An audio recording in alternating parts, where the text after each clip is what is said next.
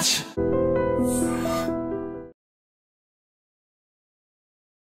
అసలు ఎందుకు సినిమాటోగ్రాఫర్ అవ్వాలనుకున్నారు? అంటే దెర్ ఈస్ అనే డిఫరెంట్ ఫీల్డ్స్ అన్నీ ఉంటుంది కదా. నాకు డైరెక్టర్గా కన్నా కెమెరామెన్గా బాగా ఇది గుర్తింపు వచ్చింది.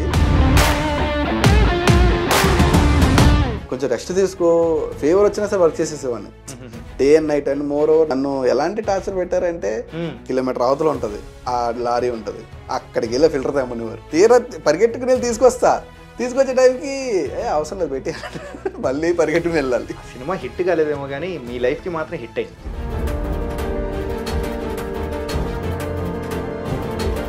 సార్ లై సినిమాకి వర్క్ చేశాను నేను.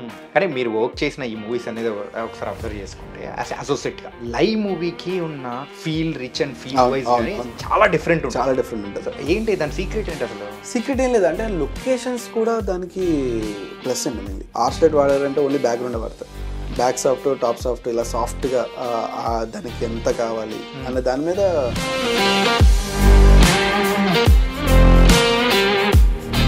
చిరంజీవి గారితో ఎలా ఉంది? చిరంజీవి గారితో అదొక ధైర్య నరసింహారెడ్డి ఇంకా పెద్దది, రంగస్థలం కన్నా పెద్ద స్కేల్ అది. ఆ బ్లాస్ట్లు ఇవన్నీ ఉంటాయి. ఏంటి ఇంత చేసిన తర్వాత కూడా నా మీద అప్పు ఉంది. ఓకే ఒక్క నిమిషం ఆగని చెప్పి ఫోన్ తీసుకొని ఆ జెర్సీలో సాంగ్ వేసుకుని okay ready.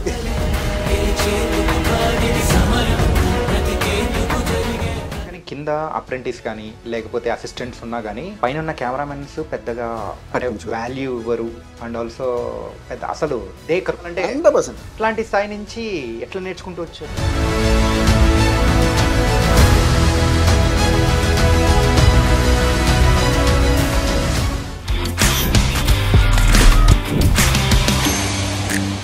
Hi guys, welcome to I dream. నేను మీ చాణక్య. గైస్, ఈరోజు మన రియల్ టాక్ విత్ చాణక్యలో సో ఎప్పుడైనా కానీ మన ఫ్రేమ్ మీద చూసేటప్పుడు చూడ్డానికి అద్భుతంగా ఉందంటే ఇంకా ఇంకా చూడాలనిపిస్తూ ఉంటుంది.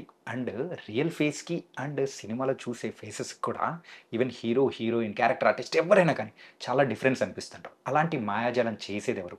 సినిమాటోగ్రాఫర్. రీసెంట్గా రిలీజ్ అయిన బ్యూటీ మూవీ కానీ అండ్ తొందరలో రిలీజ్ కాబోతున్న శశివద్ అనే మూవీ కానీ ఈ మూవీ అన్నిటికి కూడా సో సినిమాటోగ్రాఫర్గా వర్క్ చేసిన సాయి కుమార్ ధర ఇప్పుడు మనతో పాటు ఉన్నారు. మరి ఆయనతో మాట్లాడదాం.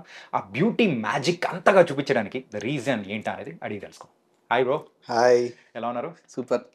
ఏంటి మీకు అమ్మాయిల్ని బాగా చూపించడం అంటే అంత ఇష్టమా ఏంటి? అంటే ఇష్టం కదా, మన జాబ్ అదే కదా. లైక్ అమ్మాయిలనే కాదు ఎవరినైనా సరే బాగా చూపించాలి, అదే మన జాబ్ అసలు. కాకపోతే మీరు వర్క్ చేసిన 4 మూవీస్లో ప్రజెంట్ చూస్తే హీరోయిన్స్ని బాగా చూపించడం ఈవెన్ శశివదనేలో కోమలి ప్రసాద్ గారిని కూడా చాలా సూపర్గా చూపించారు. అండ్ బ్యూటీ మూవీలో నిలాకి సో ఆ అమ్మాయిని కూడా సూపర్గా చూపించారు. ఏంటి ద రీజన్ బిహైండ్ దట్? అంటే ఉంటుందా ఏంటి? అబ్సెషన్ ఏం కాదు. అంటే ఒక థింగ్ చెప్పాలంటే thank you so much first నన్ను గుర్తించినందుకు, బాగా చూపించామన్న దానికి. కానీ అబ్సెషన్ అని కాదు, అంటే నాకు ఫ్రేమ్ ప్రతి దాంట్లో కూడా ఒక వైడ్ ఫ్రేమ్ పెట్టినా, ఒక క్లోజ్ ఫ్రేమ్ పెట్టినా, ఒక మిడ్ ఫ్రేమ్ పెట్టినా సరే అందులో ఏదో ఒక బ్యూటీ ఉండాలి, లేదంటే ఆ ఫ్రేమింగ్కి వాల్యూ ఉండాలి అనే పాయింట్ ఆఫ్ వ్యూలో ఉంటాను నేను. సో ఎందుకో తెలీదు, నార్మల్గా గ్లామర్ అంటేనే మన అమ్మాయిలు చూపిస్తాం కదా. సో వాళ్ళకి ఇంకొంచెం లైట్ అప్ ఇవన్నీ చేసి ఇంకొంచెం యాడ్ ఆన్ అవుతుంది అంతే. మీరు ఇంకొంచెం యాడ్ ఆన్ చేసి లైటింగ్తో. కానీ ట్రైలర్ కానీ అవన్నీ చూసిన తర్వాత ఈవెన్ బ్యూటీ మూవీ చూసిన తర్వాత కూడా సో అక్కడ ఒక విషయం అనిపించింది ఏంటంటే, అంటే హీరోలు బాగా కనిపించరా, బాగా చూపించరా మీరు? నా సినిమాలో మీరు అందరూ చూడచ్చు, మన ప్రతి హీరో కూడా బాగుంటుంది నా సినిమాలో. మీరు బయట చూస్తే సినిమా హీరోయిన్ మనం అంటే ఫర్ ఎగ్జాంపుల్ బాయ్స్ కాబట్టి మనం అమ్మాయిలు ఎక్కువ చూస్తాము. అదే అమ్మాయిలకి ఈ సినిమాటోగ్రాఫర్ అబ్బాయిలు బాగా చూపించడం అనిపిస్తుంది.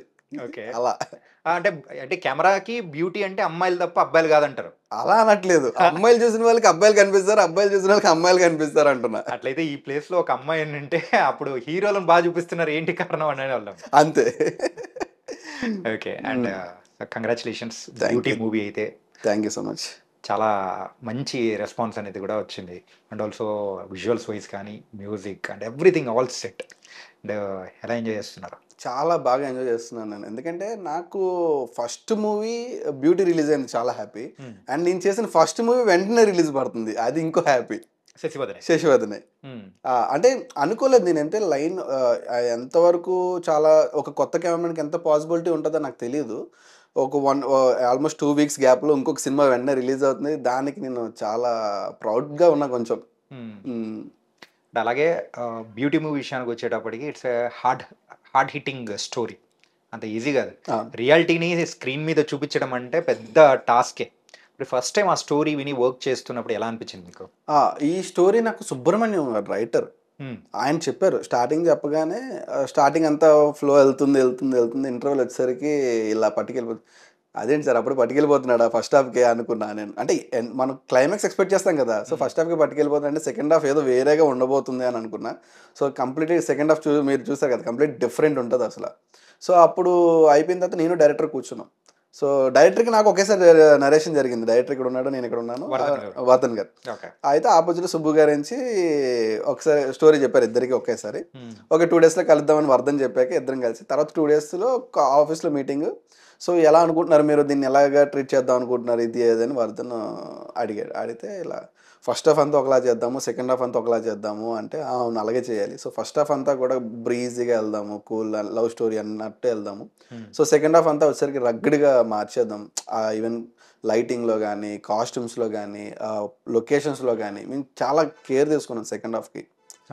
ఫస్ట్ హాఫ్ అంతా లవ్లీగా వెళ్ళాలి అని చెప్పి. సో అలా డిఫరెన్షియేట్ చేసి ఫస్ట్ హాఫ్ ఒకలాగా ఉంటుంది, సెకండ్ హాఫ్ ఒకలాగా ఉంటుంది మూవీ అంతా కూడా. సో అది హెల్ప్ అయింది బాగా మూవీకి. సో ఎలా అంటే ఫస్ట్ హాఫ్ అంతా కూడా మన లవ్ స్టోరీ, సెకండ్ హాఫ్ అంతా రగ్గుడు.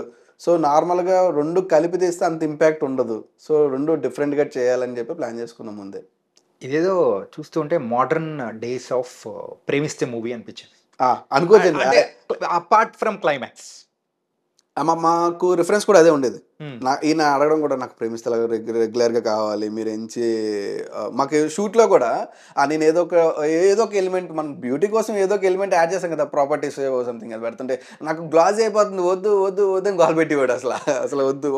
ఒక ల్యాంప్ పెట్టాను అనుకోండి, ఇది ఎందుకు ఈ ఇంట్లో ఏదో ఒక ట్యాక్సీ డ్రైవర్ ఎందుకండి ల్యాంప్ పెట్టుకుంటాడు అని చెప్పి నాతో ఈ కాన్వర్జేషన్ ఉండేది మాకు ప్రతి పాయింట్లో కూడా. అండ్ స్క్రీన్లో ప్రతిది క్లీన్గా అబ్జర్వ్ చేస్తాడు. ఇది ఈ ఎలిమెంట్ ఉందా, ఈ ఎలిమెంట్ ఎంత యూజ్ అవుతుంది ఈ ఫ్రేమ్కి అనేది బాగా అబ్జర్వ్ చేస్తాడు. ఫైనల్లీ ఒప్పుకుంటాడు. నేను కన్విన్స్ చేస్తాను ఇలా కాదు ఇలా కావాలి. మా చిన్న ఏంటంటే ఒక ల్యాంప్ పెట్టుకుంటే ఒక ప్రాపర్టీ యాడ్ అనే చిన్న బ్యూటీ వస్తుంది నా ఫీల్. అది డిస్టర్బ్ చేస్తుంది ఆడియన్స్ అన్నది తన ఫీల్. సో స్టోరీ పరంగా తనది, బ్యూటీ పరంగా నాది అన్నట్టు ఇద్దరి మధ్య చిన్న చిన్న అలా గొడవలు ఉంటాయి. ఓకే. అండ్ సో ఆ క్లైమాక్స్ పార్ట్ తీసేటప్పుడు ఎలా అనిపించింది బ్రో? ఇది యాక్చువల్గా మాకు ఒక టాస్క్ క్లైమాక్స్ పార్ట్. ఎందుకంటే కంప్లీట్లీ అది ఒక నార్మల్ లొకేషన్ కాదు, అది ఒక కన్స్ట్రక్షన్ బిల్డింగ్. మాకు కన్స్ట్రక్షన్ బిల్డింగ్లో ఆ రోజు ఏంటంటే మాకు ఒక కన్స్ట్రక్షన్ బిల్డింగ్ దొరికింది. అదేంటంటే నెక్స్ట్ డేకి వాళ్ళు మొత్తం కంప్లీట్ చేసేయాలి, వాళ్ళకి ఒక టార్గెట్ ఉంది. అయితే బిల్డింగ్ కంప్లీట్ చేసేసేయాలి. సో మేము ఆపి ఆ రోజు నైట్ అంతా షూట్ చేసాము. టాస్క్ ఏంటంటే చాలా వరకు మేము కట్స్ వెళ్ళాం ఫస్ట్. సో ఒక వర్షన్లో కట్స్ వెళ్ళిన తర్వాత ఇంకొక వర్షన్ కూడా నాకు చేయాలంది, ఒకటి చేద్దాం అని చెప్పి ఒక సింగిల్ టేక్ చేద్దాం అన్నది ఒక పాయింట్ ఆఫ్ వ్యూ వచ్చింది అనమాట. టైం లేదు అంటే ఇది ఒక హ్యాపీ యాక్సిడెంట్స్ లాగా మాకు టైం లేదు సింగిల్ టేక్కి. అంటే నార్మల్ కట్స్ వెళ్ళడానికి టైం లేదు ఆ రెండో వర్షన్ చేయడానికి. సో అప్పుడు ఏం చేద్దాం అంటే సరే సింగిల్ టేక్ చేద్దాం అనగానే సరే ఓకే అన్న. అలా అనుకున్న తర్వాత ఆ సింగిల్ టేక్ చేసాం ఏదైతే ఉందో అదే బాగా వచ్చింది, అదే పెట్టాం సినిమాలో కూడా. అది ఇంకెలా అంటే ఇంకొక 15 minutesలో ప్యాకప్. గ్రేస్ టైంలో షూట్ చేసింది అదంతా. ఆ షాటే సినిమాలో కూడా ఉంటుంది మెయిన్లీ. అనుకోండి మోర్ ఓవర్ బాగా అందులో యాక్టింగ్ కానీ వీళ్ళందరూ టైమింగ్ కానీ బాగా సింక్రనైజ్డ్గా సెట్ అయింది. అది మా మూమెంట్, కెమెరా మూమెంట్ కానీ లైటింగ్ కానీ అంతా పర్ఫెక్ట్గా సెట్ అయింది. అండ్ మేము అంటే ఆ బిల్డింగ్లో కూడా మేము క్యాండిల్ లైట్స్ పెట్టాం. సో దానికి ఎందుకు క్యాండిల్ లైట్స్ పెట్టాము అంటే అది కన్స్ట్రక్షన్ బిల్డింగ్ ఆగిపోయింది అని మనం చూపిస్తున్నాం సినిమాలో. సో వాళ్ళు ఎవరో సమ్ ఫైనాన్షియల్ ఇష్యూస్ వల్ల సినిమా కన్స్ట్రక్షన్ బిల్డింగ్ వాళ్ళు ఆపేశారు. సో దాన్ని మనోడు రెంట్కి ఇస్తాడు. మన అతను ఉన్నాడు కదా లక్ష్మణ్ బ్రో, సో రెంట్కి ఇస్తాడు వాళ్ళకి. అలాంటి బిల్డింగ్లో పవర్ ఉండదు, ఆబ్వియస్లీ పవర్ ఉండదు కదా. సో వీళ్ళంటే క్యాండిల్స్ తెచ్చుకొని పెట్టుకుని వీళ్ళు ఆ నైట్ ఉంటున్నారు. సో అది మెయిన్ టర్మ్గా ఫిక్స్ చేసి ఆ క్యాండిల్ లైట్ని లైటింగ్ కింద కన్వర్ట్ చేసి షూట్ చేసాం అన్నమాట. అది ఓకే బ్రో. ఎన్ని సంవత్సరాల జర్నీ ఇది మొత్తం? నాదా 8 years అండి. 8 years అయింది. ఓకే. అసలు ఎందుకు సినిమాటోగ్రఫర్ అవ్వాలనుకున్నారు? అంటే దెర్ ఈస్ అనే డిఫరెంట్ ఫీల్డ్స్ అన్నీ ఉంటుంది కదా.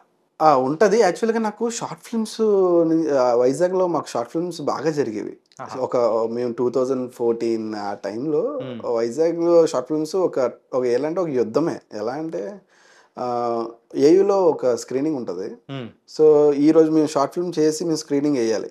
సో నెక్స్ట్ డే వెంటనే ఏయు గ్రౌండ్స్లో వాళ్ళు ఎంత వాడుకున్నారో తెలియదు ఆ స్క్రీనింగ్. కానీ వైజాగ్ షార్ట్ ఫిల్మ్ మేకర్స్ అందరూ వాడుకున్నారు చాలా ఎక్కువగా. వాళ్ళు కూడా డేట్ ఒకనంత బిజీగా వాడాం. ఓకే. ఎలా అంటే ఒక పోటీ, మీరున్నారు నేనున్నాను. సో నేను డైరెక్టర్ని అయ్యాను అంటే, సో నేను వెంటనే ఇవాళ మీ ప్రివ్యూకి వచ్చానా, నాది వెంటనే ప్రివ్యూ పడాలి, మళ్ళీ వాళ్ళందరిని పిలాలి, వాళ్ళందరితో పాటు మాట్లాడాలి, ఇది ఉండేది. సో అలాగో 10-15 మెంబర్స్ ఉంటే డైలీ షోస్ ఉండేవి, డైలీ మీటింగ్స్ ఉండేవి. సో ఎక్కడ చూసినా షార్ట్ ఫిల్మే కనిపించేది. ఓకే. ఆ విధంగా మేము లైక్ ఎలా అంటే, నేను కెమెరామెన్ ప్లస్ డైరెక్టర్గా చేశాను ఒక షార్ట్ ఫిల్మ్ 2 షార్ట్ ఫిల్మ్కి. సో అది నాకు డైరెక్టర్గా కన్నా కెమెరామెన్గా బాగా ఇది గుర్తింపు వచ్చింది. అండ్ నాకు బాగా ఇష్టం కూడా. నాకు చిన్నప్పటి నుంచి కూడా కెమెరాస్ ఫొటోస్ తీయడం ఇవన్నీ ఉండేది. సో అలాగా ఇంట్లో నుంచి బయటికి వచ్చేసిన తర్వాత నాకు సినిమాటోగ్రఫీ సినిమాలే ఉన్నదన్నమాట, బయట ఇంక వేరే ఏమీ లేదు. దాంతో నేను లాస్ట్ బెంచ్, ఇంకా తెలిసిందే కదా మనకి అసలు ఏమీ ఉండదు. సో ఇంకా అలాగే సినిమాలోకి వచ్చేసా. కాదు, ఇంట్లో నుంచి బయటికి రావడం ఏంటి అంటే ఇంట్లో వాళ్ళు ఒప్పుకోరు కదా, ఇంట్లో నుంచి ఆల్మోస్ట్ పరిగెట్టి వచ్చినట్టే బయటకు వచ్చేసాను నేను ఇంట్లో చెప్పకుండా. అంటే ఏంటి దాని బ్యాక్ స్టోరీ ఏంటి? బ్యాక్ స్టోరీ అంటే ఏం లేదు. యాక్చువల్గా ఇంట్లో వాళ్ళు అంటే కొంచెం మనకి కొంచెం ఏమంటారంటే ఇంట్లో ఎమోషన్స్ తక్కువ, అంత రిలేటెడ్గా లేవు. సో నేను మా నానమ్మ వాళ్ళ దగ్గర పెరిగాను అనమాట. సో నానమ్మ వాళ్ళ దగ్గర పెరిగిన తర్వాత కొంచెం ఉంటాయి కదా ఇంట్లో ఇష్యూస్ అని ఉంటాయి కదా. సో నేను దాన్ని డిసైడెడ్ బయటికి వెళ్ళాలి, నేను ఏదో చేసుకోవాలి, ఎంతకాలం ఇక్కడ వరకు ఉంటామని. ఇదంతా ఎప్పుడు ఇంటర్లోనే జరిగిపోయింది నాకు. నేను బయటికి వెళ్ళాలి అనేది నా ఇంటర్లోనే జరిగిపోయింది అనమాట. అంత ముందుగా ఆలోచిస్తూ కూర్చునేవాడిని. సో ఇంకా బయటకు వచ్చేసాను నేను. ఆల్మోస్ట్ బయటకు వచ్చేసిన ఇంటర్ అయిపోయిన తర్వాత బీకామ్ బయట నార్మల్గా కడతాం కదా, అలా కట్టేసి నేను బయటకు వచ్చేసాను. హైదరాబాద్ వచ్చేసాను నేను. హైదరాబాద్ వచ్చేసిన తర్వాత ఇంకా ఉంటాయి కదా, నేను అనుకునేవాడిని అసలు వీళ్ళందరూ షో చేస్తున్నారు, అన్ని చెప్తారు, సినిమా అంటే ఇంత కష్టపడాలి, ఇంత అవసరం లేదు, అందరూ ఊరినే చెప్తున్నారు అనుకున్నా. కానీ కెమెరా పట్టుకోగానే అయిపోతుంది. ఇలాంటి ఒక రోజు ఒక సినిమాకి చేసామంటే తర్వాత మనకు అంతా వచ్చేస్తుంది, మనం పట్టేసుకోవచ్చు, మనం షార్ట్ ఫిల్మ్ చేయలేదా ఏంటి అన్న పాయింట్ ఆఫ్ వ్యూలో ఉండేవాడిని నేను అసలు. ఆ తర్వాత ఇక్కడికి వస్తే కానీ తెలియలేదు వాళ్ళు చెప్పేవన్నీ నిజాలు అలానే ఉంటుంది అన్నది ఇక్కడికి వచ్చిన తర్వాత అర్థమైంది నాకు. ఆల్మోస్ట్ ఒక 1 year ప్లాట్ఫామే. ఇంట్లో అలా సైడ్ నుంచి సపోర్ట్ లేదు. ఇక్కడ ఎవరు తెలియకుండా నేను వచ్చేసాను. ఓకే, ఒక పర్సన్ ఉన్నాడు, ఆయన ఒక మ్యూజిక్ డైరెక్టర్ అని చెప్పి, ఆయన ఒక సినిమాకి డైరెక్షన్ చేస్తున్నాడు అని చెప్పి నాకు ఒకసారి నేను షార్ట్ ఫిల్మ్ చేసిన దానికి నేను మ్యూజిక్ చేశాడు.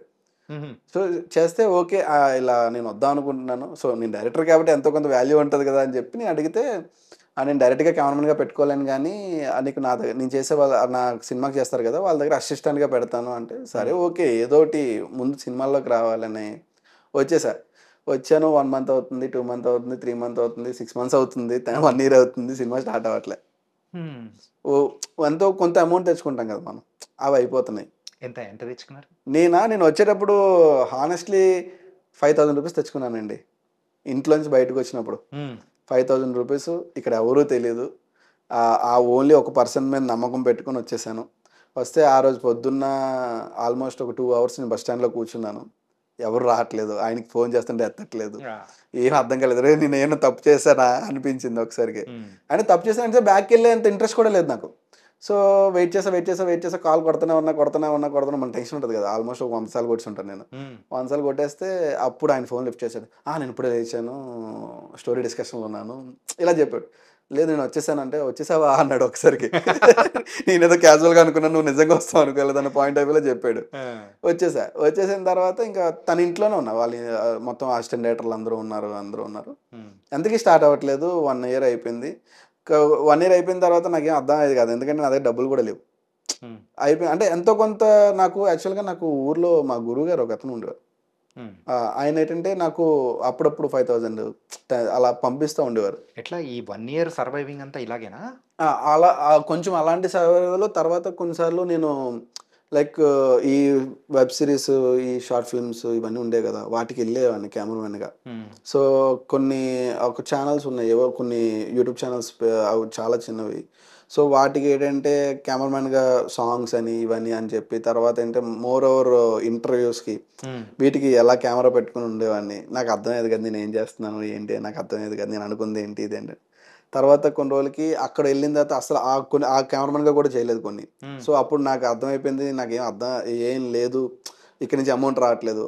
అంటే ఒకానొక సిచ్యువేషన్‌లో 1 డే ఫుడ్ తినాలన్నా సరే నాకు టఫ్ సిచ్యువేషన్ అనమాట అది. అయ్యేది కాదు. 1 డే అంతా కూడా వాటర్ తాగి సో, అలాంటి సిచ్యువేషన్‌కి ఎళ్ళొచ్చాను ఆల్మోస్ట్ ఇంకా. ఎళ్ళొచ్చిన తర్వాత నాకు ఒక 3 డేస్ ఏమో అయింది ఫుడ్ లేదు. నాకు ఆకలేసేస్తుంది. ఏం అర్థమయ్యేది కాదు. సో, నాకు మా మా ఫ్రెండ్స్ వీళ్ళందరూ ఫోన్ చేసి ఎవరు లిఫ్ట్ చేయలేదు. ఎవరు సపోర్ట్ చేయలేదు ఆ టైంలో నాకు. ఎవరు సపోర్ట్ చేయకపోతే ఫోన్ చేస్తే మెయిన్లీ భయపడేవారు. అరే! ఈడు ఫోన్ చేస్తే డబ్బులు అడుగుతాడేమో అన్నట్టు సరే అని చెప్పి ఫోన్ లిఫ్ట్ చేయకపోతే నేను ఇంకెవరికి కాల్ చేయాలనుకోలేదు. మన ఇక్కడ బసవతారకం దగ్గర ఫుడ్ పెడతారు కదా! అక్కడికి వెళ్ళేవాడిని ఫుడ్ కోసం నడుచుకుంటూ. అప్పుడు మణికొండలో ఉండేవాడిని. అక్కడి నుంచి నడుచుకుంటూ వచ్చి అక్కడ ఫుడ్ తిని కొన్ని రోజులు చెప్పాలంటే ఒక 2 డేస్ అందులో అక్కడ ఆ స్టేలో కూడా పడుకున్నా.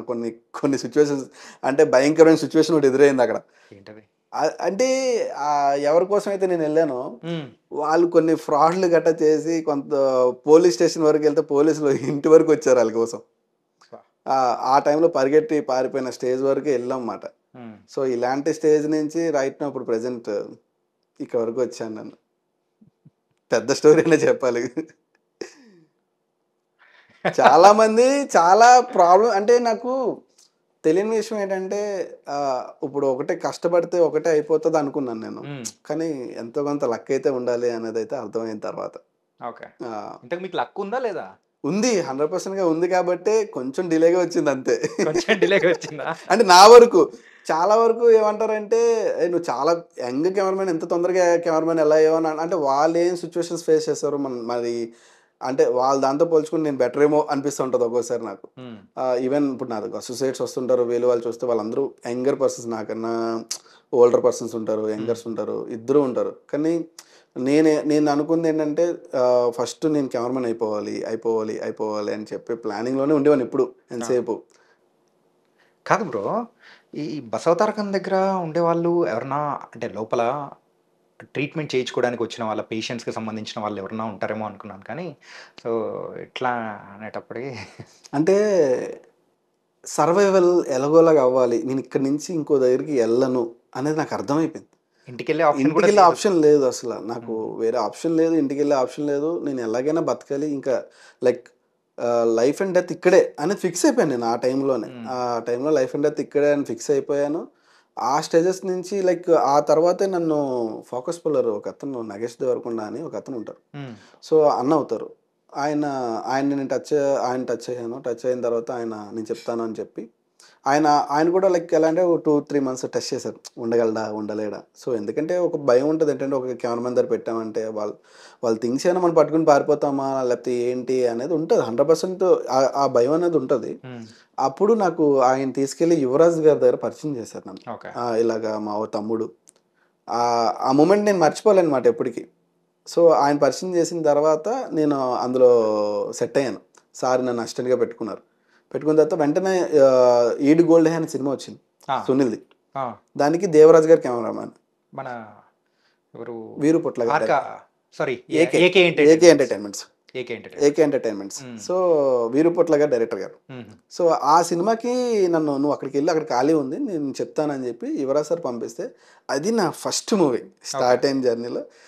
అప్పుడు వెళ్తాం కదా ఒక 1 week అవ్వగానే నాకు సార్ ఒక 500 అవ్వగానే అబ్బా ఇదిరా మూమెంట్ అనుకున్నాను ఆ రోజు నేను. అంటే ఎన్ని నెలల తర్వాత 500 నోట్ చూసావు? ఒక 2-3 months అయింది. 2-3 months అయింది. ఒక 500 నోట్ చూడగానే అబ్బా అనుకున్నాను. అది కొంచెం ప్రాజెక్ట్ డిలేగా అవ్వడం వల్ల ఒక్కొక్క అసిస్టెంట్ మానుకుంటూ వస్తూ ఉన్నారు. నేను ఆ టైంలో నేను అసలు నిద్రపోయేవాడిని కాదు. అందరూ ఏంటి ఇలా పనిచేస్తున్నాడు ఏంటి అసలు నన్ను తిట్టేవారు కూడా చాలా మంది. కొంచెం రెస్ట్ తీసుకో ఫేవర్ వచ్చినా సరే వర్క్ చేసేసేవాడిని day and night. And moreover నేను మార్నింగ్ కెమెరా దగ్గరికి వెళ్తే ఆయన పడుకునే టైంకి ఆయన వదిలేవాడిని. అంతవరకు ఏదో ఒకటి నేర్చుకుంటాం, ఏదో ఒకటి నేర్చుకోవడానికి ఏమైనా ఉంటుంది కదా అన్న పాయింట్ ఆఫ్ వ్యూలో అంటే అలా ఉండి ఇంక ఎలా అయినా సరే ఇంక ఇది సాధించాలని చెప్పి లాస్ట్ ఇంక ఈడు గోల్డ్ హే ఎండింగ్ వచ్చేసరికి నేను ఆపరేటింగ్ కెమెరామెన్ వరకు రీచ్ అవుట్ అయ్యా. అసిస్టెంట్ అప్రెంటిస్ అని చెప్పాలి. అప్రెంటిస్ నేను ఒక మెటీరియల్ కోసమే నన్ను జాయిన్ చేసుకున్నారు. మెటీరియల్ అన్ని తీసుకుని వెళ్ళడం ఇవన్నీ నన్ను ఎలాంటి టార్చర్ పెట్టారంటే ఈ అవసరం లేని ఫిల్టర్ అది ఎక్కడో కిలోమీటర్ బయట ఉంటుంది ఆ క్రెయిన్ బండి, కిలోమీటర్ అవతల ఉంటుంది ఆ లారీ ఉంటుంది, అక్కడికి వెళ్ళి ఫిల్టర్ తెమ్మనివారు. తీరా పరిగెట్టుకుని వెళ్ళి తీసుకొచ్చే టైంకి అవసరం లేదు పెట్టి మళ్ళీ పరిగెట్టుకుని వెళ్ళాలి. సో ఇలాంటి స్టేజ్ నుంచి ఆ లైట్ తీసుకొచ్చి ఇక్కడ పెట్టు, ఎవరైతే నాకు చెప్పాడో ఫ్రేమ్ తీసుకురామని చెప్పాడో వాడి ఆ లైట్ తీసుకొచ్చి ఇక్కడ పెట్టు అన్నంత స్టేజ్ వరకు ఆ సినిమాలోనే నేను వెళ్ళా అన్నమాట. ఆ సినిమా హిట్ కాలేదేమో కానీ మీ లైఫ్కి మాత్రం హిట్ అయింది. 100%. ఆ తర్వాత నాకు యువరాజ్ సార్ లై సినిమాకి వర్క్ చేశాను నేను. అక్కడ రిఫరెన్స్ వర్క్ నేర్చుకున్నాను సార్ దగ్గర. ఆయన ఇలా చేస్తే ఈ లైటింగ్ ఇలా ఉండబోతుంది. సో దాన్ని ప్రాక్టికల్గా అబ్జర్వ్ చేసేవాడిని. యూజువల్గా ఎవరైనా కానీ కింద అప్రెంటిస్ కానీ లేకపోతే అసిస్టెంట్స్ ఉన్నా కానీ పైన ఉన్న కెమెరామెన్స్ పెద్దగా వాల్యూ ఇవ్వరు అండ్ ఆల్సో పెద్ద అసలు దేకరు చెప్పాలంటే. 100%. మరి అట్లాంటి స్థాయి నుంచి ఎట్లా నేర్చుకుంటూ వచ్చారు? ఇక్కడ నాకు గాడ్ గిఫ్టెడ్ అండి యువరాజ్ సార్ అయితే మాత్రం గాడ్ గిఫ్టెడ్. నాకంటే నా లైఫ్లో ఒక పాజిటివ్ స్టార్ట్ అయిందంటే ఆయన దగ్గర నుంచే. ఆయన ఏంటంటే మరి ఏ విధంగా నన్ను అనుకున్నారో నాకు తెలియదు కానీ అరే వీడు మంచోడు అన్న పాయింట్ ఆఫ్ వ్యూ ఆయన పడింది. అండ్ మోర్ ఓవర్ ఏంటంటే ఆయన లేకపోతే మళ్ళీ లేనట్టే కొంచెం లైక్ ఎలా అంటే ఈవెన్ ఆయన దగ్గర నేను నేర్చుకునే రోజు సార్ నేను మీతోనే వస్తాను సార్. సో ఆయనకి అర్థమైంది సీను. సో నాకు కొంచెం మన ఫ్లాష్ బ్యాక్ తెలుస్తుంది కదా, కొంచెం తెలిసాక ఆయన కొంచెం లేదు వీడు ఉండాలి అని ఆయన ఇంటికి పిలిపించుకునేవాడు నన్ను డైలీ. అసలు పిలిపించుకొని ఇలా ఈ రిఫరెన్స్ వర్క్ ఇలా ఉండాలి, ఇది ఇలా ఉండాలి అని చెప్పేవారు. కరోనా వచ్చింది. కరోనా టైంలో నాకు ఇంక మనం ప్లాట్ఫామ్ కదా, మనం అప్పటికి ఇంకేం లేదు కదా కరెక్ట్గా. అయితే నేను హాస్టల్లో ఉండేవాడిని. అప్పుడు హాస్టల్లో ఉంటే హాస్టల్ క్లోజ్ చేస్తారు, హాస్టల్స్ అన్ని క్లోజ్ అయిపోయినాయి. అప్పుడు నాకేం అర్థమయ్యేది కాదు. ఇంటికి ఫోన్ చేస్తే హైదరాబాద్ నుంచి వస్తే కరోనా తీసుకొస్తావా అన్న పాయింట్ ఆఫ్ వ్యూలో ఉండేది. సో హైదరాబాద్ నుంచి అప్పుడు ఎక్కువ ఉండేది కదా కేసెస్. సో ఇంకా అప్పుడు కూడా వెళ్ళాలనిపించలేదు. ఆల్మోస్ట్ ఒక ఫ్రెండ్ తను ఇల్లు వదిలేసి ఊరు వెళ్ళిపోతే అరే నేను ఆ ఇంట్లో ఉంటాను, నాకు కీస్ ఇస్తావా ఏంటి అని అడిగితే అయ్యో అలాంటివంటే ఉండు అని చెప్పి వాడిచా. అక్కడ ఆ ఇంట్లోనే ఉంటూ అప్పుడు మనకి ఫుడ్ మళ్ళీ ఇబ్బంది. ఫుడ్ మళ్ళీ ఉండడానికైతే స్టే దొరికింది, ఓకే దేవుళ్ళు కరుణించాడ్రా బాబు నాకు ఇబ్బంది లేదు స్టేకి అనుకున్నా. కట్ చేస్తే ఫుడ్ ఇబ్బంది వచ్చింది. అప్పుడు యువరాజ్ సార్ ఆయన ఇంటికి తీసుకెళ్ళి డైలీ మళ్ళీ ఫుడ్ అంటే నేను ఏమైనా ఫీల్ అవుతానా అని చెప్పి నువ్వు రిఫరెన్స్ వర్క్ చేయాలి, డైలీ మార్నింగ్ వచ్చేసాయి అని చెప్పి మార్నింగ్ నా కోసం వెయిట్ చేసేవాళ్ళని టిఫిన్ చేయకుండా. ఇద్దరం కలిసి టిఫిన్ చేసేవాళ్ళం. టిఫిన్ లంచ్ డిన్నర్ చేశాక నేను మళ్ళీ రూమ్కి వచ్చేవాడిని. సో అంటే నాకు తిండి పెట్టడం కోసం ఆయన రిఫరెన్స్ వర్క్ అని చెప్పి అక్కడ కూర్చునే వాళ్ళం, ఇద్దరం కలిసి సినిమాలు చూసేవాళ్ళం. అలా ఆయనతో బాండింగ్ చాలా బాగుంటుంది, ఇంకా ఆల్మోస్ట్ బ్రదరే ఇంకా.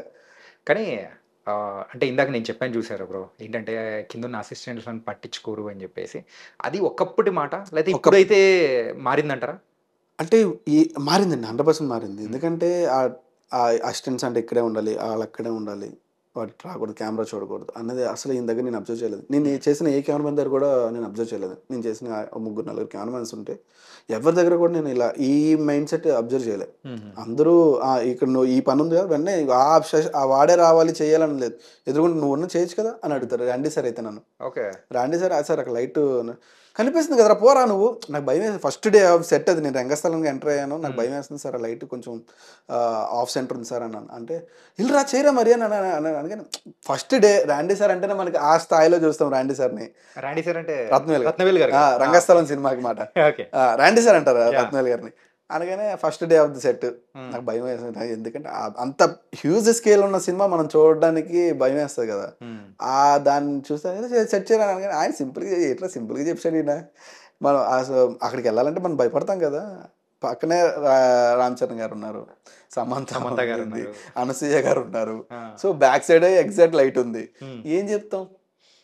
నాకు భయం వేసేది, వెళ్ళు సెంటర్ చేయను, నేను దొరికిందే చేసి పరిగెట్టి వెళ్ళలేదు సార్, లైట్ ఓకేనా అంటే ఓకే నువ్వు పోబడి కానీ ఓకే మనం ఏదో సాధించాం అనుకున్నాం. బట్ ఆయన వర్క్లో మనం ఫాస్ట్నెస్ కావాలి. సో అది నేను చేశాను. ఆ తర్వాత మెల్లమెల్లగా ఆయన కంట్లో పడడం స్టార్ట్ అయ్యాయి. సో ఈ వర్క్ స్టార్ట్ చేస్తాను, సాయి అని పిలిచేవారు అప్పుడు నన్ను.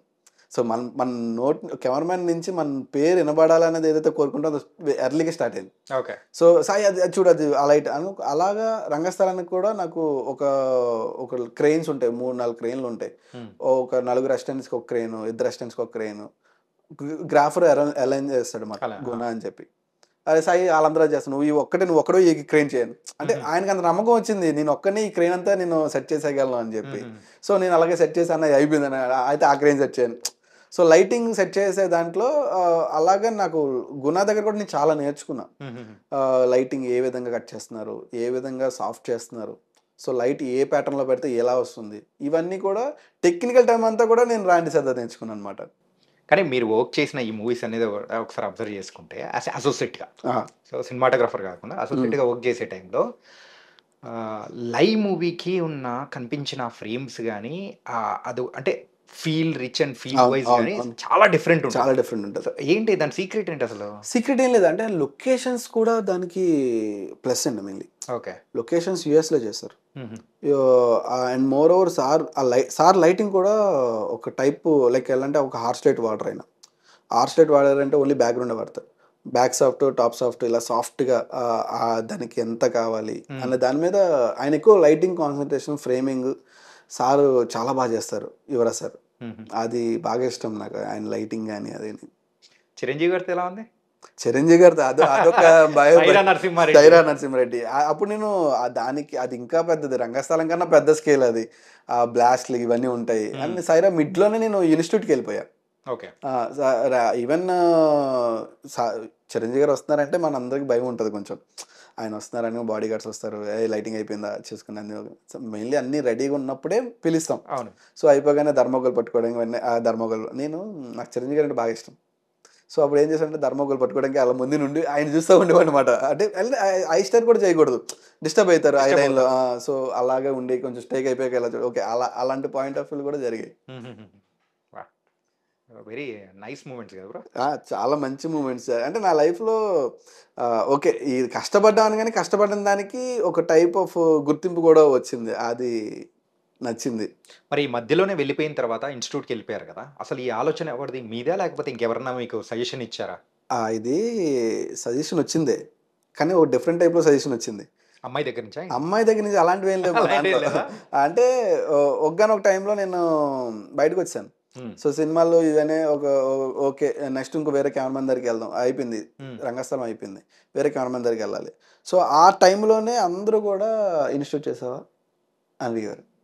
అంటే ఏంటి ఈ సినిమాటోగ్రాఫర్స్కి ఇన్స్టిట్యూట్ అనేది ఇంత ఇంపార్టెంటా? ఇంపార్టెంట్ కాదు. అప్పట్లో కొంతమంది ఏం చేసిన వాళ్ళు కొంత కెమెరామెన్లు మాత్రమే అడిగితే, అంటే అప్పుడు ఎలాంటి ఇన్స్టిట్యూట్ నుంచి రాగానే ఒక type of note down and వాళ్ళు ఇచ్చే రిఫరెన్సెస్ ఇవన్నీ కూడా డిఫరెంట్గా ఉంటాయని పాయింట్ ఆఫ్ వ్యూలో అడిగేవారు అనమాట. అడిగితే నేను సార్ నేను ఇన్స్టిట్యూట్ చేయలేదు, ఓకే నేను చెప్తాలే, అయిపోయింది అక్కడతో ఇన్స్టిట్యూట్. అలా ఎక్కడ చూసినా సరే ఇన్స్టిట్యూట్ చేసావా, ఇవన్నీ కాదు ఇన్స్టిట్యూట్ చేస్తాను నేను అని అప్పటికప్పుడు డిసైడ్ అయ్యి దానికి అమౌంట్ కూడా నేను అప్పు చేసి, నాకు ఇంకా ఆ టైంలో ఎవరిస్తారు, ఈవెన్ ఇంట్లో ఫ్యామిలీ వాళ్ళు కూడా, నా ఫ్రెండ్ హెల్ప్ చేశాడు. నేను ఇప్పటికీ మర్చిపోలేను అనమాట. సో తను చేసిన దీనికి నేను ఇన్స్టిట్యూట్కి వెళ్ళి 6 months course mind screen channel. అది కోర్సులో ఎలా అంటే ఇంటర్వ్యూ ఉంటుంది. ఇంటర్వ్యూ మనం పాస్ అయితే 6 months, ఇంటర్వ్యూ పాస్ అవ్వకపోతే 9 months. అంటే స్టార్టింగ్ బేసిక్స్ నుంచి చెప్తారు. ఇది ఇంకా మనం సెలెక్ట్ అయ్యాం. సో సెలెక్ట్ అవ్వగానే ఓకే చాలు, ఇదొక అచీవ్మెంట్లో ఫీల్ అయ్యాను నేను. చెన్నై వెళ్ళి ఇంటర్వ్యూ ఇచ్చి తర్వాత వెయిట్ చేయాలి కదా, సో అదొక అచీవ్మెంట్లో ఫీల్ అయ్యాను నేను. సో మైండ్ స్క్రీన్లో అయిపోయిన తర్వాత ఇంకా బయటకు వచ్చాను. ఇంకా కంప్లీట్ కరోనా స్టార్ట్ అయిపోయింది, ఇంకా అప్పుడు మొత్తం లాక్డౌన్ కదా.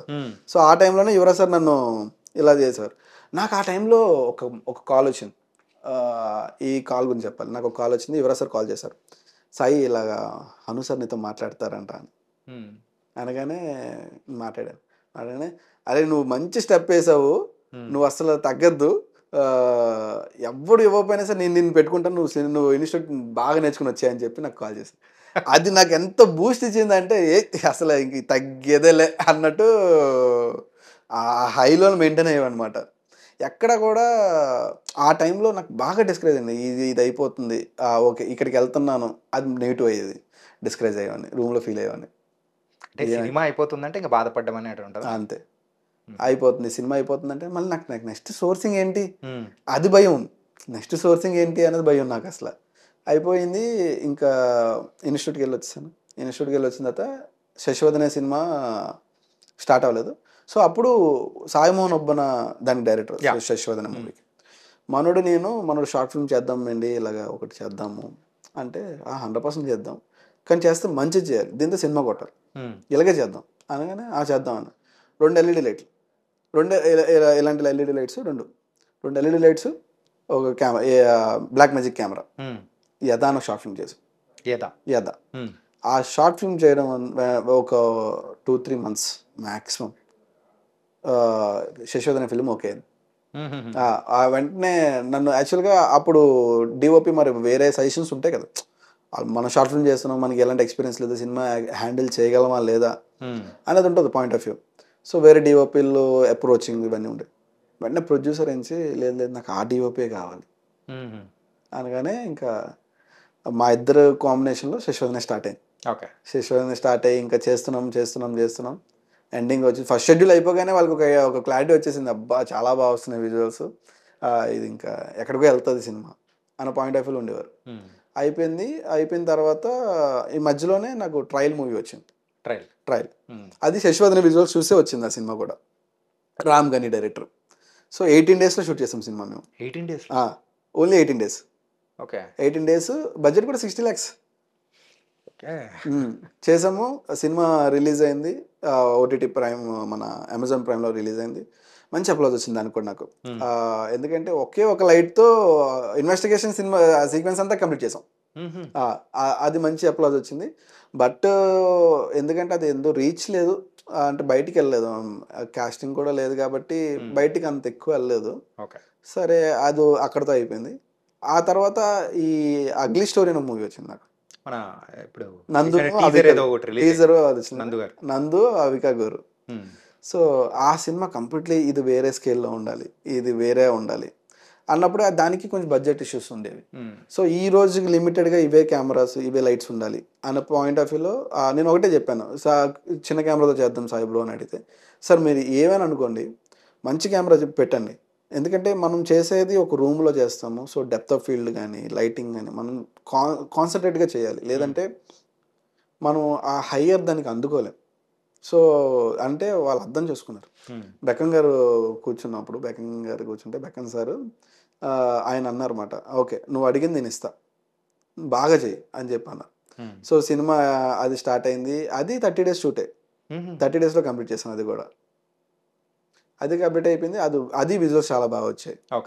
అయిపోయిన తర్వాత అప్పుడు అది కొంచెం రిలీజ్కి రెడీ అవుతుంది, నెక్స్ట్ మంత్ రిలీజ్ అవుతుంది.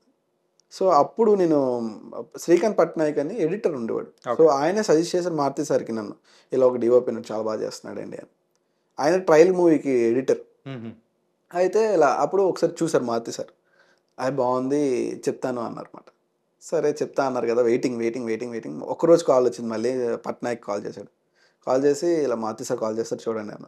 మారుతి సార్ కాల్ చేయడం ఏంటి నాకు అన్న పాయింట్ ఆఫ్ వ్యూ ఉంటాం కదా. అయితే నాన్న ఒకసారి రా నువ్వు, ఆయన చాలా సింపుల్గా నాన్న ఒకసారి ఆఫీస్కి రా అన్నారు. అనగానే నేను టింగ్ పరిగెడు, నిద్ర ఉండదు కదా, ఇంకా పరిగెట్టుకుని వెళ్ళిపోయాను. నేను వెళ్ళిపోయి ఒకసారి చూపించాను అని అనగానే బ్యూటీ మూవీ మాట ఇవన్నీ చూపించాను, ట్రయల్వి, తర్వాత ఏంచి శశివదనేవి, అగ్లీ స్టోరీ చూపించి చాలా బాగా చేస్తున్నావు, ఈ సినిమా నువ్వు బాగా చేసుకుని నీకు మంచి హెల్ప్ అవుతుంది అని అనగానే బ్యూటీ. ఆ బ్యూటీ ఇప్పుడు మొన్న రిలీజ్ అయింది. కాదు బ్రో, మీరు లాస్ట్ 3 years నుంచి వర్క్ చేసిన మూవీస్ యాజ్ ఎ సినిమాటోగ్రాఫర్గా 3 monthsలో వరుసగా రిలీజ్ అవుతుంటే ఎలా అనిపిస్తుంది? అదే చెప్తున్నాను కదా, అసలు ఫస్ట్ ఏంటి నేను సినిమాలు చేస్తున్నాను రిలీజ్ అవ్వట్లేదు, సినిమాలు వస్తున్నాయి ఓకే. అండ్ ముందు సినిమా శశివదనే సినిమా తర్వాత ఏం అర్థమయ్యేది కాదు, సినిమా అయిపోయింది, నాకు ఏం ఆఫర్స్ రావట్లేదు, ఎవరికి చూపించినా సరే బాగుంది అంటున్నారు, బట్ ఎవ్వరు ఏం చెప్పట్లేదు. సినిమాలు ఇది రిలీజ్ అయితే అన్నట్టు ఉంటారు కదా. సో ఏవి రిలీజ్ అవ్వట్లేదు, నాకు ఏం అర్థమయ్యేది కాదు, భయం వచ్చేది. ఏంటి ఇంత చేసిన తర్వాత కూడా నా మీద అప్పు ఉంది, అదొక ఏంటంటే ఆల్రెడీ ఇన్స్టిట్యూట్కి వెళ్ళాను కదా, ఇన్స్టిట్యూట్కి వెళ్ళిన అప్పు ఉంది. సో నాకేం అర్థం అయ్యేది కాదు. వదిలేయలేం కూడా, మిడ్వేలో వదిలేయడం కూడా. ఓకే ఒక్క నిమిషం ఆగని చెప్పి ఫోన్ తీసుకొని ఆ జెర్సీలో సాంగ్ వేసుకొని ఓకే రెడీ.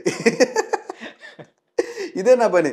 తర్వాత 12th ఫెయిల్ సాంగ్ అది వచ్చింది కదా మూవీ 12th ఫెయిల్ రీస్టార్ట్ అదో సాంగ్. సో సో ఇవి నా మైండ్ సెట్ ఎప్పటికప్పుడు డల్ అవుతుంది కొద్దీ ప్రతిసారి కూడా ఈ బాధ నాలో ఉంది, సో ఒక గంట ఏడ్చేద్దాం అని చెప్పి గంట టక్కన ఏడ్చి రెడీ అన్నట్టు అది సెట్ అయిపోయేది. సో నెక్స్ట్ డే మళ్ళీ అదే పవర్తో మళ్ళీ బ్యాక్ వచ్చి ట్రయల్స్ మళ్ళీ ఇది నా వర్క్ ఇది నా వర్క్ ఇది అని చెప్పి చూపించి సినిమా రిలీజ్ అవ్వకుండానే అందరికీ కొంచెం చూపించి సరిగా నా కొన్ని ఫ్రేమ్స్ ఇవ్వండి సార్ ఇవి ఇలా నేను వర్క్ చేశాను అని చెప్పి చూపించిన. అప్పుడు ఒక్కొక్కరు అగ్లీ స్టోరీ అని ఇది మన బ్యూటీ అని ఇలా వచ్చాయన్నమాట. సో ఇప్పుడు అవి బ్యాక్ టు బ్యాక్ వస్తుంటే ఆ ఓల్డ్ డేస్ నేను బాధపడిన డేస్ అన్నీ బాగా పెయిన్ వస్తుంది, నొప్పి ఇప్పుడు తెలుస్తుంది అనమాట, అంత పెయిన్ ఫీల్ అయ్యానా నేను అని చెప్పేసి. ఓకే. మరి పేరెంట్స్ వాళ్ళ సైడ్ నుంచి ఎట్లుంది ప్రెసెంట్? అలానే ఉంది. ఇప్పుడు మ్యారేజ్ అయింది రీసెంట్గా 6 months అయింది నాకు మ్యారేజ్ అయ్యి. ఓకే. ఇప్పుడు వైఫ్ వచ్చింది కదా, సో తను అన్ని కేర్ తీసుకుంటుంది నా మీద. ఓకే. ఫోన్లే ఒక సైడ్ నుంచి రాకపోయినా మరొక సైడ్ నుంచి అయితే ఉంది నాకు. ఓకే. మరి ఈ మూవీ అయితే back to back 3 movies release అవుతున్నాయి.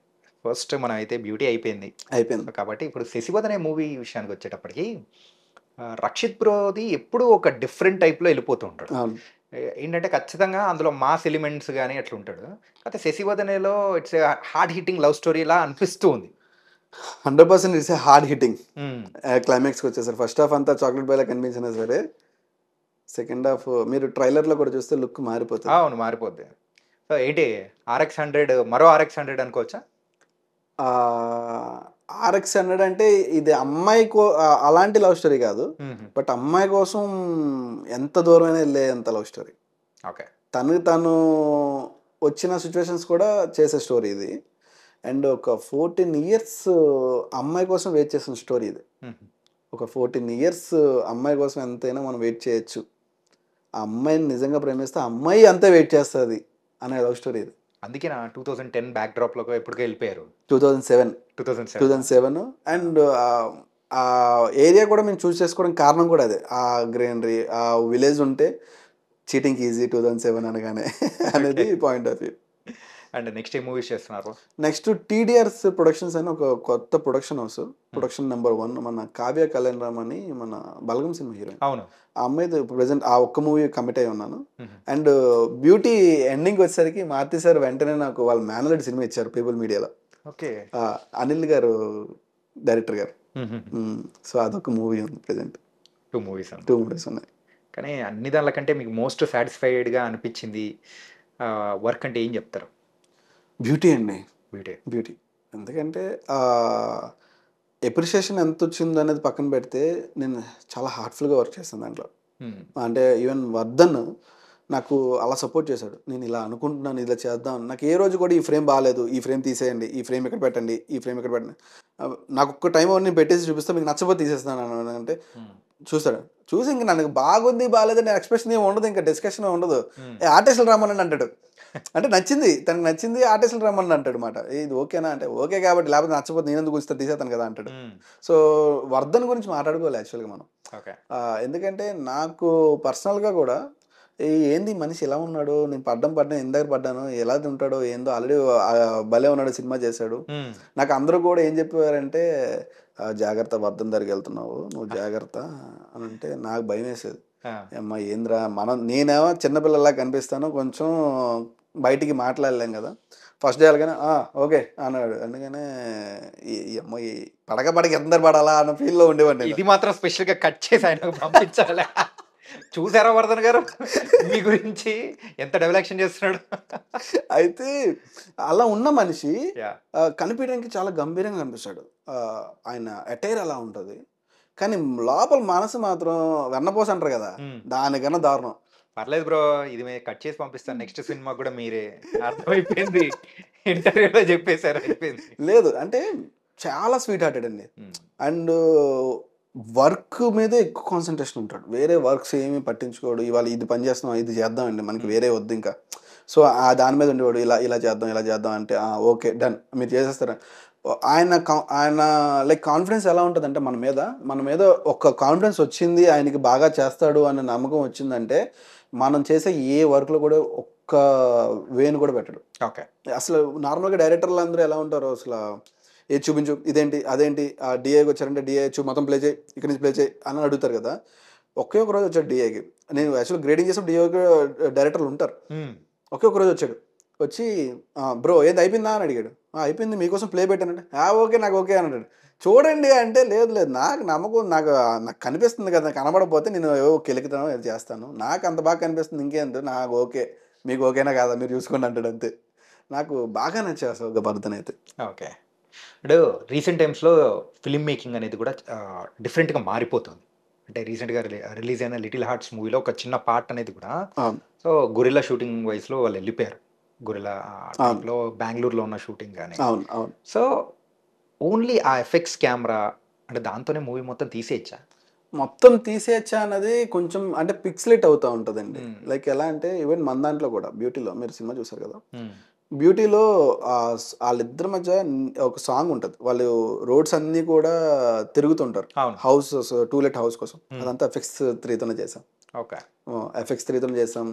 ఈవెన్ రోడ్డు మీద కనిపించే ప్రతి సీక్వెన్సెస్ కూడా మేము వితౌట్ పర్మిషన్స్ చేసాం. కోటి దగ్గర సిగ్నల్ దగ్గర పెట్టింది ఇవన్నీ వితౌట్ పర్మిషన్. గొరిల్లా లైక్ ఎలా అంటే ఒక కార్లో పెట్టి షూట్ చేసాం, లేదంటే ఒక షోల్డర్ పైడ్ వేసుకుని అంత క్రౌడ్లో వితౌట్ పర్మిషన్, పోలీస్ పర్మిషన్ కూడా లేకుండా కరెక్ట్గా కాలేజీలు బస్సులు అన్నీ అవుతున్న టైంలో రెడీ టేక్ అనగా కార్ నుంచి కెమెరా తీసుకుని షూట్ రెడీ టేక్ అనగానే అలా పరిగెట్టుకుని నడుచుకుని కార్లో పెట్టి వెళ్ళిపోయేవాళ్ళం. ఏం జరుగుతుంది అని చూసి అయిపోయింది అంతా. అలా చేసాం మేము. అంటే ఆయనకి అంత న్యాచురల్గా రావాలి, నాకు ఆ క్రౌడ్ కావాలి అని. ఈవెన్ వాళ్ళ హౌసెస్ వాళ్ళ హైదరాబాద్ రాగానే తిరుగుతున్నారు కదా, అదంతా కూడా గొరిల్లా షూట్. ఓ సాంగ్ అంతా కూడా FX 3, ఆ ట్రైన్లో తిరిగేవి ఇవన్నీ FX 3లే. FX 3తో తీయకూడదు అన్నది ఏం లేదు అసలు, FX 3తో తీయచ్చు. కానీ మనం ఎంత కరెక్ట్గా తీస్తున్నాం FX 3తో అండ్ ఎంత మ్యాచ్ చేయగలుగుతున్నాం డిఏలో, అంత 4Kకి మన క్వాలిటీ అప్డేట్ వస్తుందా లేదా అన్నదే మాత్రం. నాకు ఈ పెద్ద కెమెరాతో దీంతో కంపేర్ చేస్తే కొంచెం డిఫరెన్స్ అయితే కనిపిస్తుంది దానికి దీనికి. సో అంతే, ఆ డెప్త్ అనేది కూడా డిఫరెన్స్ ఉంటుంది ఆటోమేటిక్గా, కలర్స్ కానీ డెప్త్ కానీ. ఎందుకంటే బిట్ రేట్ అవన్నీ మారిపోతాయి కదా, సో సెన్సార్ సైజ్ నుంచి క్యాబిలిటీ అన్నీ మారిపోతాయి కాబట్టి క్వాలిటీ డిఫర్ అయితే ఉంటుంది 100%గా. Okay, nice bro. ఏంటంటే ఇప్పుడు ప్రజెంట్ ఈ చిన్న సినిమాస్ అన్నీ కూడా బాగా రావడం కానీ, so young film directors, cinematographer అందరూ వస్తూ ఉంటే ఒక హెల్తీ ఎన్విరాన్మెంట్ అనేది కూడా ఇండస్ట్రీలో క్రియేట్ అవుతుందని కూడా అనిపిస్తుంది. ఈవెన్ బ్యూటీలో మేము అంటే ఇది ఎలా అంటే ఆడుకుంటూ పాడుకుంటూ చేసాం, ఎక్కడ ఒక్కరోజు కూడా మేము టెన్షన్ ఫీల్ అవ్వాలా. ఇది అంటే నేను ఎంతసేపు వర్ధన్ గారు ఇది అవ్వదండి, నేను అవుతుంది మీరు పెట్టవయ్యా యో అంటాడు, నెల్లూరు స్లాంగ్ లో అంటాడు, యో పెట్టవయ్యా నువ్వు నన్ను సాగొడతావు ఏంటి, అందరూ సాగొడుతున్నారు నన్ను అన్న పాయింట్ ఆఫ్ వ్యూ ఉంటాడు అనమాట. నేను ఆడుకుంటా ఉంటాను, నాకు డౌట్లు ఎక్కువ వస్తుంటాయి. సో ఇదండి, మీరు పెడతారా లేకపోతే నన్ను వెళ్ళిపోమంటారా అన్న అలాంటి పాయింట్ ఆఫ్ వ్యూలో ఉంటాడు అనమాట. నేను ఇరిటేట్ చేస్తుంటా ఎక్కువ డైరెక్టర్ని.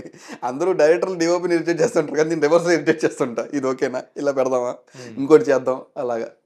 Okay, nice bro. తమ్మిదైతే ఒక జర్నీ, సో అందులో కూడా బోల్డ్ అన్ని ఎత్తుపల్లాలు చాలా డిఫరెంట్గా ఉంది. అండ్ ఫైనల్ క్వశ్చన్ ఏంటంటే, సో వాట్స్ యువర్ డ్రీమ్? ఒక మంచి ISC సంపాదించి ఒక పెద్ద సినిమాటోగ్రఫర్గా పేరు తెచ్చుకోవాలి. మళ్ళీ చెప్పండి. ISC అంటే Indian society cinematographer tag. Okay okay okay, ఆ ట్యాగ్ రావాలన్నది నా డ్రీమ్ మాట. సో దానికోసమే కష్టపడుతున్నాను, చేయాలి. అండ్ ఫర్దర్గా ఎంతవరకు నాకు సినిమా వస్తాయి అన్న దాని మీద. కానీ ఇలాగే కష్టపడితే వెళ్ళండి. ఎక్కడి నుంచి వచ్చారో మీకు బాగా గుర్తుంది కాబట్టి. సో బసవతారకం రోడ్లు కానీ అండ్ ఫుడ్ లేకుండా ఉన్న రోజులు కానీ, ఒక్కొక్కటి చేసుకుంటే ఇంత దూరం వచ్చారు. There is a long way to go and all the very best. Thank you. బ్యూటీలో చాలా అద్భుతమైన విజువల్స్ ఇచ్చినందుకు కానీ, శశివదనేలో కోమలి ప్రసాద్ని బాగా చూపించినందుకు కానీ. అబ్బాయిలకు మాత్రం అట్లే ఉంది బ్రో. లేదు నేను మీరు రండి, మీకు మంచి ఫ్రేమ్ పెడతాను నేను. వస్తుంది 100%గా. నేను అసలు అంటే నా ఫ్రేమింగ్ లో డిఫరెన్స్ ఏమి ఉండదండి, అందరు ఇద్దరిని ఈక్వల్ గానే చూస్తాను నేను. కాకపోతే ఒక మెట్టు వాళ్ళకి బాగా కనిపిస్తారు అంతే, కనిపించేలా మీరు చేస్తారు. లేదు అలా కనిపిస్తున్నారు అంతే, ఇద్దరిని అంతే అందంగా చూసుకుంటాం. లేదు చాలా విజువల్స్ వైజ్ కానీ చాలా డిఫరెంట్ గా చూపించారు. And all the very best. Thank you so much. Thank you so much Sai bro. Thank you. And for more videos, please subscribe to iDream. Please subscribe to iDream. Please subscribe iDream. And please subscribe to iDream. For more videos, subscribe to iDream. please like, share and subscribe to the channel. Congratulations, iDream. Subscribe to iDream. Subscribe to iDream. So subscribe to iDream Media. iDream team అందరికి huge congratulations. Please subscribe iDream Media. Please subscribe to iDream. Subscribe iDream. Please subscribe to iDream. iDream అంటే నా కళల channel subscribe చేసుకున్న నోరు తిరుగుతలేదు, మీరైతే గంట గుర్తు కొట్టండి. For more such videos, please subscribe to iDream. Subscribe to iDream. Please subscribe to iDream. Please subscribe iDream Media. Please do subscribe to iDream. Please subscribe to iDream Media. For best entertainment and information, please subscribe iDream. And don't forget to subscribe to iDream.